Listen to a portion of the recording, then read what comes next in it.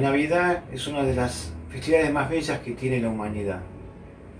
Por eso hoy vamos a hablar con Sergio Rubín, aquí en Conversaciones que Inspiran, para pensar juntos hacia el futuro sobre valores, sobre la importancia de la cercanía, sobre el valor que tiene el trabajo compartido, la solidaridad y la fe. Los invito a que me acompañen en esta conversación con Sergio Rubín. Sergio, bienvenido y gracias por darnos esta oportunidad de poder conversar en Optimis en este espacio de conversaciones que ilusionan. La primera pregunta es, ¿sos hacedor hace 18 años de valores religiosos? ¿Cuál es el significado? ¿Por qué arrancó? ¿Cómo nació? ¿Y en qué punto estás hoy en este momento con Valores Religiosos, que es un portal y un servicio a la comunidad altamente importante?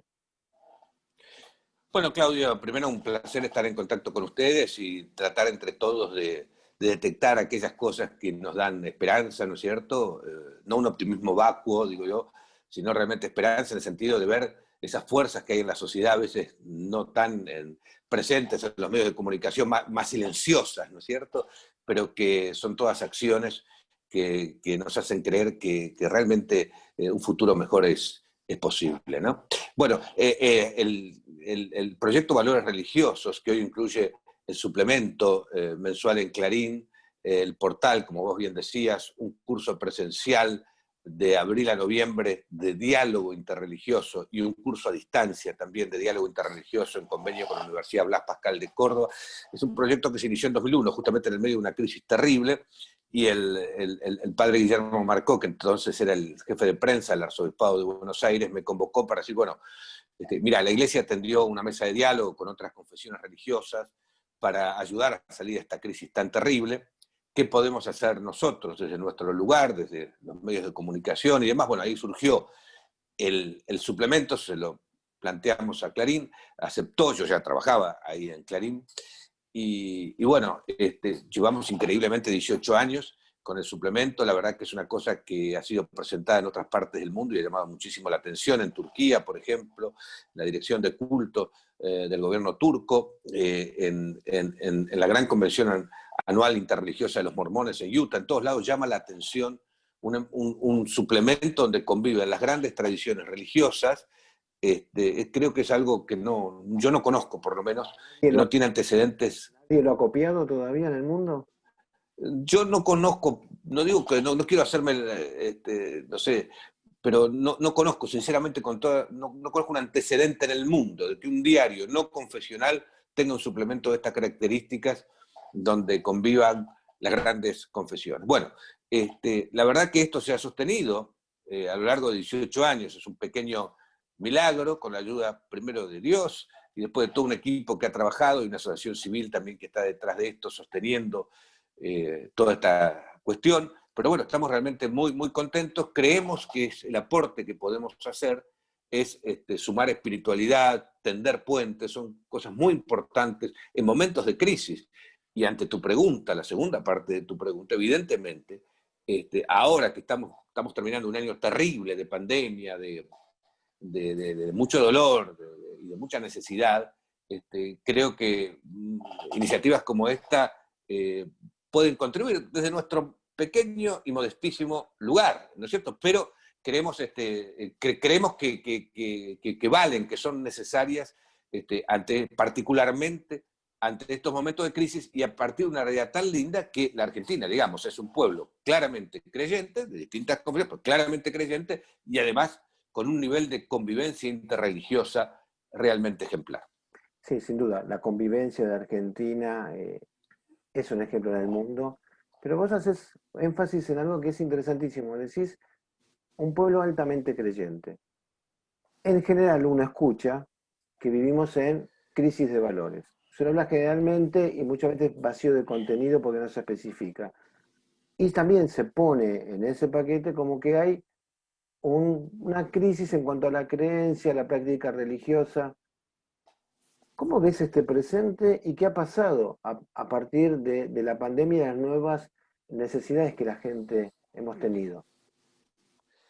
Mira, yo te puedo decir lo siguiente, cuando estalló la pandemia y obviamente se estableció la cuarentena, eso determinó no solo en Argentina, en otra parte del mundo, que obviamente se suspendieran los servicios religiosos.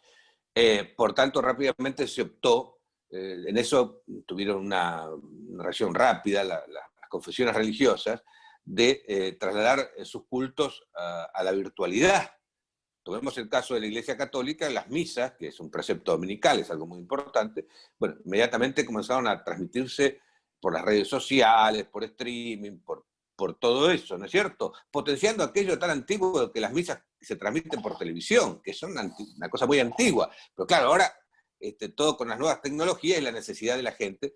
También pasó con la comunidad judía, pasó con los evangélicos, que utilizaron también mucho, apelaron mucho a estos medios.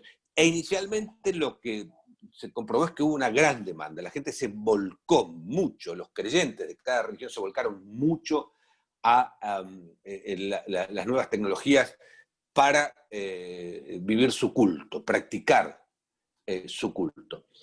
En los últimos meses te diría que eso ha decrecido un poco, según me dicen, he estado consultando, ha decrecido, pero evidentemente está claro que ante la adversidad, esto como se suele decirse popularmente, cuando uno tiene problemas, empieza a acordarse de Dios, ¿no es cierto? Entonces, bueno, esto ha pasado, ha habido una mayor demanda de espiritualidad, eso está claro.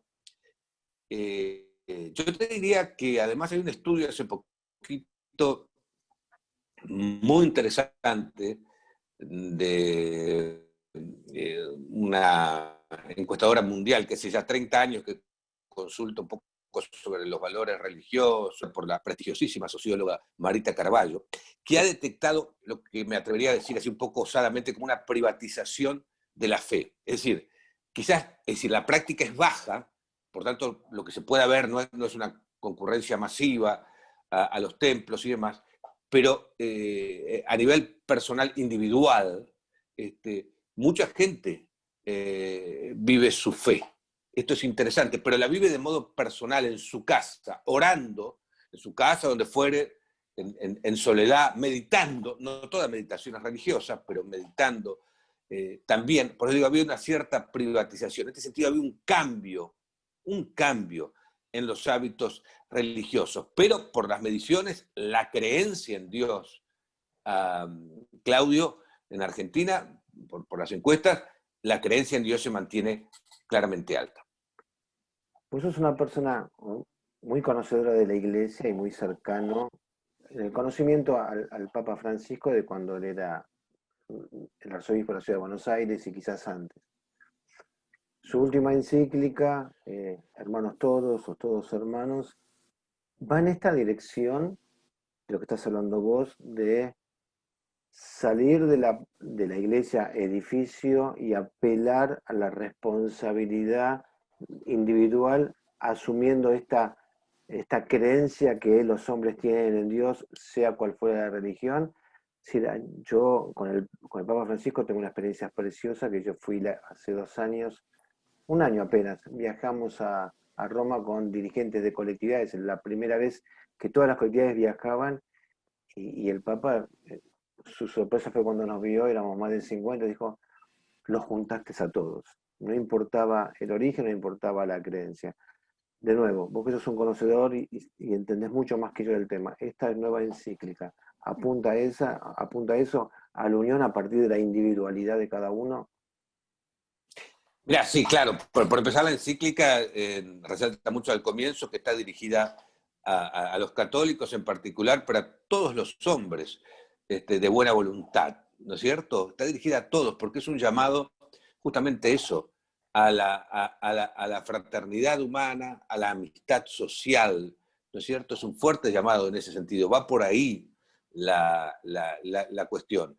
Si a eso le agregás, en el plano religioso de la Iglesia Católica, siguiendo tu pregunta de que este es un papa que tanto ha proclamado una iglesia en salida, así lo dice él, una iglesia en salida, pues sí, evidentemente.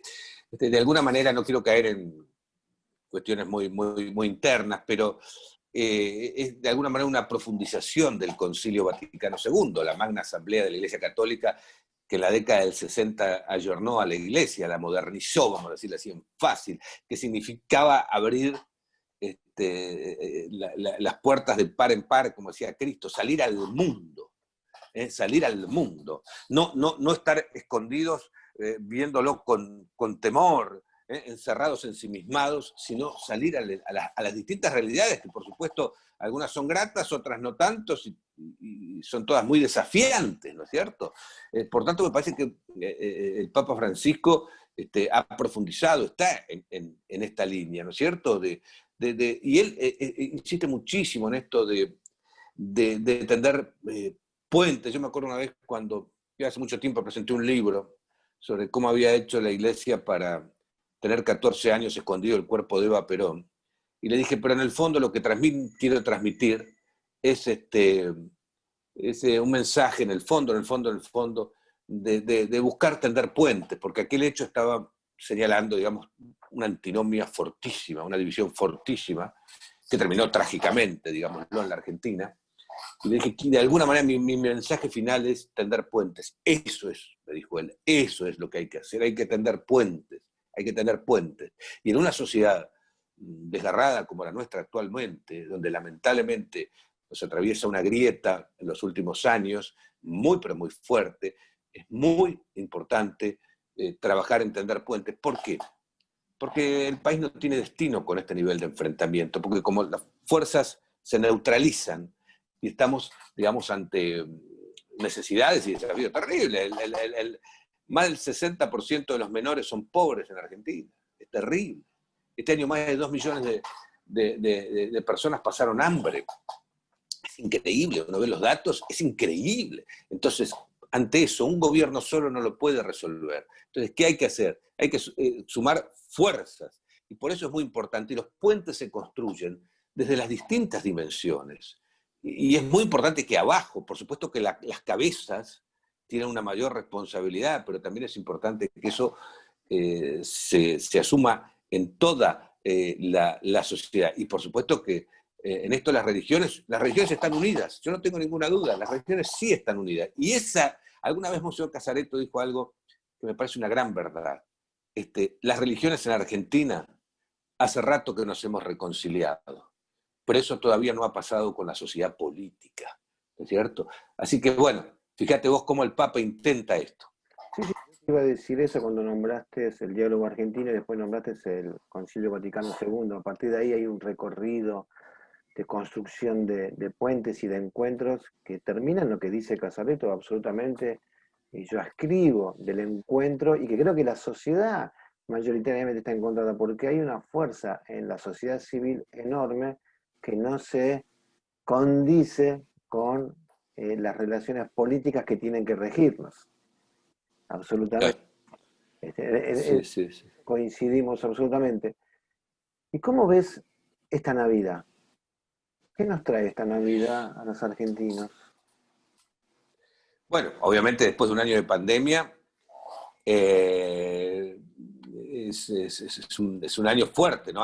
Pensar que hay en 41.000 familias, va a haber un profundo dolor, porque va a haber 40.000 o 41.000 familiares que no van a estar compartiendo la mesa de Navidad, que la pandemia se los llevó. Pensaba que va a haber, no sé cuánto, 2, 3 millones de argentinos que este año perdieron su trabajo. Es muy fuerte eso, ¿no? Y que realmente se la ven muy difíciles para volver a conseguir un trabajo. Y así podría seguir con una larga lista de cuestiones. La pobreza ha crecido y fuerte.